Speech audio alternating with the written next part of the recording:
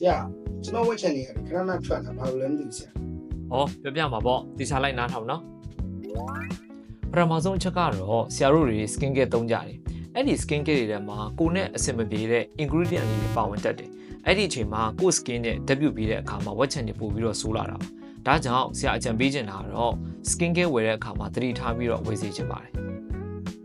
ဒုတိယအချက်အနေနဲ့ကတော့အချိုတွေရမ်းစားတဲ့အခါမှာဝက်ချန်ထွက်တတ်ပါတယ်။အချိုတွေစားတဲ့အခါမှာဆရာတို့တွေရဲ့ခန္ဓာကိုယ်ထဲမှာ insulin level မြင့်တက်လာပြီးတော့ဝက်ချန်ပူဆိုးစေတဲ့အဆီပြဲတဲ့ဟော်မုန်းလေးတွေထွက်လာတာပါ။ဒါကြောင့်ဝက်ချန်တက်တာစီခြင်းတော့အချိုကိုတတ်နိုင်သမျှရှောင်ပေးရပါမယ်။နောက်ဆုံးတစ်ချက်ကတော့နို့နဲ့နို့ထွက်ပစ္စည်းတွေပါ။နွားနို့ချီဆိုလိုမျိုးနို့ထွက်ပစ္စည်းတွေကိုဆရာတို့တွေအရန်စားတဲ့အခါမှာခန္ဓာကိုယ်တွေကနေပြီးတော့ IGF-1 လို့ခေါ်တဲ့ဟော်မုန်းလေးတွေထွက်လာပါတယ်။အဲ့ဟော်မုန်းလေးတွေကဝက်ချန်လေးတွေကိုပို့ပြီးတော့ရောင်စေပါတယ်။ဒါကြောင့်နွားနို့အစား almond milk ပဲနို့တွေကိုတောက်လို့ရပါတယ်။ကဲဒါဆိုရင် breakout ခဏခဏမဖြစ်အောင်လို့ဆရာပြောတဲ့အချက်ကလေးတွေကိုလိုက်နာကြည့်ကြမယ်။ကိုရောဘယ်ချက်တွေကြောင့် breakout ဖြစ်နေလဲဆိုတာကို comment မှာဝင်ရောက်ဆွေးနွေးလို့ရပါတယ်။နောက်ဗီဒီယိုတွေမှာလည်းပြန်လည်တွေ့ဆုံပါအောင်မယ်။ကျွန်တော်ကတော့ဒေါက်တာနိုင်ပါ